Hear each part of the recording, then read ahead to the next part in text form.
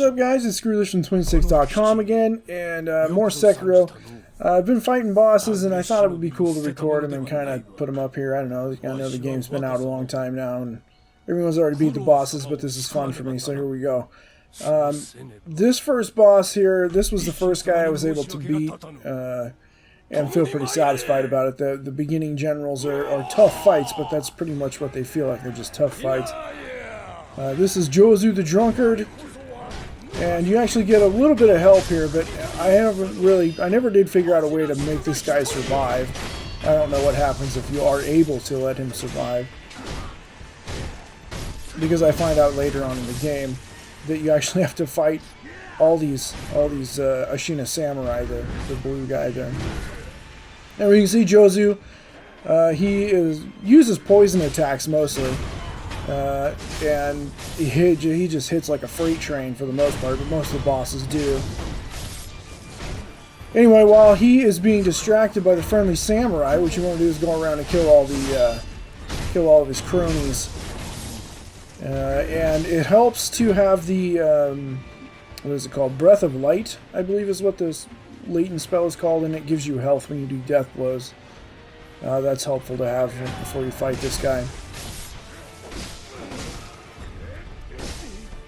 And you don't want to let Jozu catch you while you're doing that. Anyway, once you're done, what you want to do is reset him. You just run away until he walks away. He'll just ignore you, and then you can get your first death blow in, so you get your first health bar off. Essentially for free. It takes a little bit of work, but it's not terrible. When he is prepping for poison like that, you want to use the oil you've collected and load him up. This is the best strategy I found anyway. It interrupts him and does some damage just a little bit over time. And use your flame barrel prosthetic to light him up.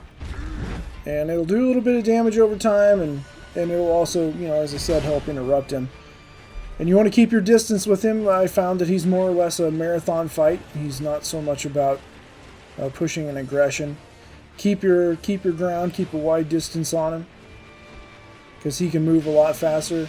These moments right here, when he's poisoning the blade, that's when it's time to jump in. You can occasionally find little spots to get a hit or two in, but for the most part, just you want to stay away from him, I've noticed. The grabs especially. The grabs at basically any point. If you're below like 3/4 health, he'll kill you in one shot with that. At this point, it seems like I have like maybe one vitality upgrade, I think, before I got to him. Anyway, you just keep that up. Keep up the marathon. Takes a while. I had to cut this one down. This was probably 25 minutes or so before I was able to beat him, just constantly moving around. And if you're real cheesy about it, you can see the little tree back there behind him. He'll sometimes get stuck in there. You can use that to your advantage, but it feels pretty corny to do that. And yeah, you just keep on going. Keep attacking. Dodge, attack. Definitely you don't want to get grabbed. I got real lucky right there because I almost got grabbed. And eventually you're able to finish him off. There we go. And he's worth the unrefined sake. And I think a prayer bead, if I remember correctly. Yeah. And this is Gobe. Once I was able to defeat him, the prayer bead allowed me to upgrade vitality. And I was also able to pick up the grappling hook attack, the prosthetic grappling hook attack, which you pretty much have to have, and I realized that after a little while. So what you want to do, anytime you see Gobe open up, he hits hard too. He doesn't have as much health as other guys, but he really hits hard. And his attacks are very wide sweeping. His horse will kick you if you're too close to him. You just got to remember to block a lot. But anytime, you know, you just want to bide your time with him. Anytime you see him open up, when he runs away and turns, the grappling hook sign will come up, and you want to jump in on that. And when you're real close to him, just hit your attack, and you'll kind of flip down, just like that. And actually, if you can do that and hit him enough times, just like you'll see here, you can do that and hit him enough times, you'll stun him. And then, I think that was the first time I found that out, but you might get a couple more hits on him. So just bide your time, block a lot. He doesn't take that much posture. It's just when he hits you over and over and over again, and if you keep your vitality high enough, you'll recover that pretty quickly. But he's another kind of marathon fight. You just want to stay out of his way. Run and block and run and block.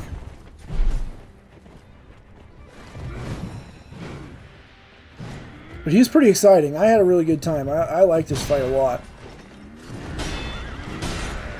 And when he starts phase 2, which I'm not really here yet, but when he starts phase 2, he'll get another a couple of different attacks. He gets a little more aggressive even than he is now. More diving in. For me, this was the first boss you fight that gives you a memory. And when you recover memories, you're able to increase your attack power. For some people, that might be Lady Butterfly. She's also worth a memory. Those are the only 2 bosses I fought yet that have those memories. But you can see his posture bar doesn't really recover very well, especially once you start attacking him, because the lower vitality they have, the slower that bar recovers. So you just want to keep going and going. Blocking takes his posture. And you can see every now and again you're just chipping him down with shurikens when you can. You can do the same thing with Jozu. Most bosses you can do that with. They're particularly helpful against Lady Butterfly because she's in the air a lot. So this starts phase 2, and when he gets to phase 2, like I said, he gets a little more aggressive. A lot of his attack pattern is the same, but he does a charge attack with the spear, which I'm not sure I even have that recorded in this particular bit. Unfortunately, my recording stopped. It took me a little over an hour to beat this guy, and my recording stopped before I could actually finish the fight off. And not an hour for one fight. It was an hour fighting him over and over and over again. The fight itself is probably 15 minutes. Well, maybe not even that. Anyway, it doesn't really matter. The fact is I didn't actually get the finishing blow on this, but I do have the rewards at the end to show. That's a hardcore bit too when he hits you with this. He will oftentimes couple that up with the charge attack and the spear. Anyway, when you're done, you'll get the memory, which will allow you to enhance the attack power. And this is the Lady Butterfly fight, and she is pretty tough, really. I mean, she's not really that tough. I don't know how to explain it really. This fight is frantic. It's the same with Blazing Bolt, which is after this. But anytime she jumps in the air, you want to throw shurikens, because that'll interrupt her. And you want to block a lot with her too. She doesn't take that much posture away. But you also, between all of that, you want to stay on the attack. Don't give her any chances. Her unblockable skills are almost always a one-shot. And I wasn't able to beat her first. Some people can say that she's easier to beat than Gobe. But I think as long as you're able to keep pressing an attack, you always want to charge at her, sidestep, attack, sidestep, attack, block as often as possible. Knocking her out of the air certainly helps a lot. And you want to have snap seeds here. You can get, I think, 5 snap seeds from where the snake pops out. The giant snake. If you go back after you stab it in the eye, you can pick up 5 of them, and then there's somebody hands you another one just before you reach Lady Butterfly. And she actually, this boss happens directly after the Jozu fight. You walk into a building and 100 feet from where you walk in the door, there she is. And man, she handled my business over and over and over again before I finally figured out that you just have to press the attack. You just have to move all the time. And this is phase 2. When she starts phase 2, she'll start the illusions, and that brings in all these little ghosts. And they can all attack you. And at this point, I only had one Snapseed left, so I was trying to avoid them and get them all grouped up, because the Snapseed won't break all the illusions. It'll just break the ones that are close to you. So you want to kind of group them up. And that was it. I used it. She started another illusion right away, but I'm out of Snapseeds now, so...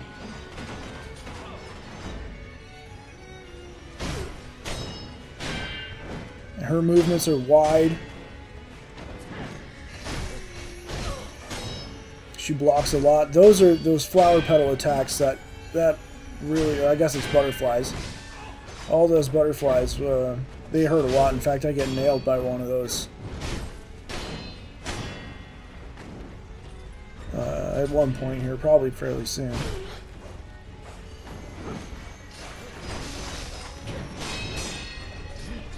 That attack right there is also one that, at that point, would have knocked me out.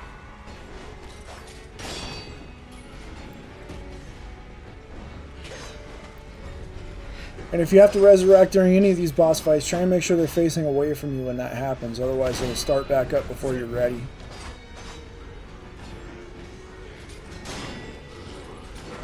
And you only have a limited time, obviously, to resurrect. You'll see the screen get redder and redder until it'll time out and you'll die.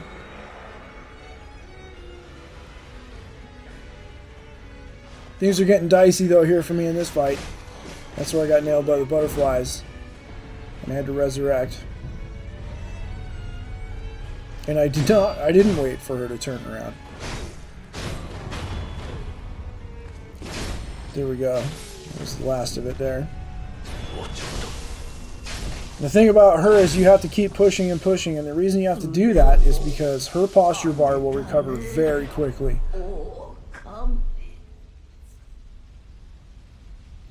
But she's worth a memory, which is great because that's more attack power, and also the Sekiro droplet, which is increases resurrective power, which is great. Get 2 now. And then we have the Blazing Bull fight. This is another one that's just frantic. You just have to keep moving, try and stay on the attack, but also you're defensively moving. You have to sidestep a lot. This is just a huge... probably this is a real animal. This is, like, this went extinct like 800 years ago. It's called an auroch. I don't really know if they were in Japan, but I would imagine they might have been. But this is a real angry animal, and I'm not going to show the whole fight here because this is basically all it is. Plus, it kind of makes me sad. This is just, this is just a scared animal that these guys were going to use in a war, and it's unfortunately been sicked upon me. But this is all you do. You just sidestep and watch out. Try not to get hit, because obviously it's really hard.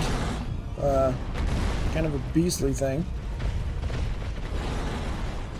But that one's definitely one you have to watch out for. And at the end, he's worth a prayer bead and medicine rank 2, which is excellent. And that's really the last boss I've been able to defeat so far, aside from the generals. This is 7 Spears. I'm working on him right now. He's really, really tough. They're all really tough. None of the bosses are easy. None of them, by comparison, are easy. But you can see this guy is just loaded with attacks, and yeah, I've since picked up a few more skills that have helped me, but I haven't really figured out a good attack pattern for him yet. And man, he kills me really fast, and he's got a lot of armor. But I've got like a anti-air attack, and there's a point where he jumps up in the air, and I want to see if I can use that to my advantage. Apparently I can jump up and attack with a death blow. See when he does that. But yeah, we'll see how it goes. I don't know. I'm having really a lot of fun with this game. I definitely recommend it if you're into something difficult by the guys that did Dark Souls. Anyway, guys, I've been Screwless from twinstiqLP.com. As always, have a great one. Thanks for watching this. I know it's not really that informative now, but I have fun making these. Alright, have a great one, guys. Bye-bye.